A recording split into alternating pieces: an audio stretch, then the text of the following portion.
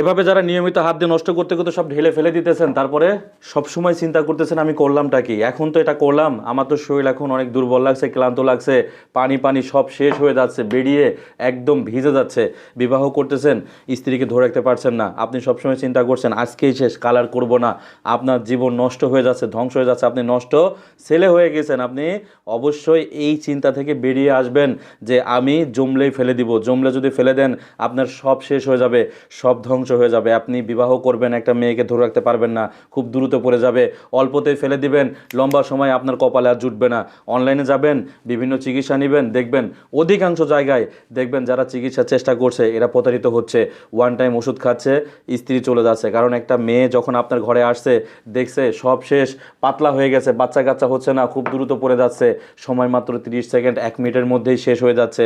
আপনি ওই মেয়েকে বলতেছেন আমি ক্লান্ত, আমার শরীর ভালো লাগছে না, আমি কালকে পারবো, আজকে আমার পারার কথা ছিল না, এইটা সেইটা কত কথা, তাই না?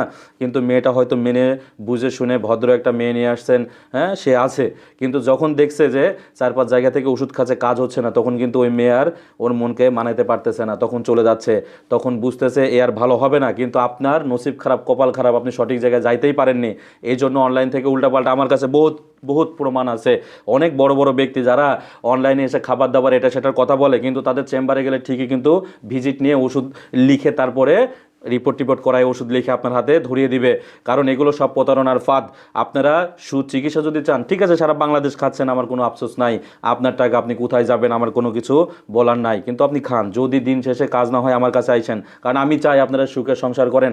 একটা সংসার ভেঙে গেলে জিনিসটা আসলে ভালো দেখায় না, এটা মান ইজ্জতের প্রশ্ন হয়ে দাঁড়ায়। পুরা এলাকা জেনে যায়, বাবা মা ভাই বোন আত্মীয় স্বজন পরিজন এত কষ্ট করে বিয়ে শাদী দিয়ে আনসার, আপনার বউ চলে যাওয়ার সব মুখ দেখাতে পারবেন? অবশ্যই সুচিকিৎসা নেবেন। যাদের দ্রুত পড়ে যাচ্ছে, গাঢ় করতে হবে, আঠার মতো গাঢ়, লম্বা সময় করবেন। এরকম পাতলা হলে তো হবে না, এরকম পাতলা দেখছেন, এরকম পাতলা হলে হবে না। সবাই ভালো থাকবেন। ওষুধের প্রয়োজন হলে আমার সাথে কথা বলবেন। আলামিন ভাই একটু স্মরণ করেন ইনশাআল্লাহ। আসসালামু আলাইকুম আ রহমতুল্লাহি আ বারকাতুহু।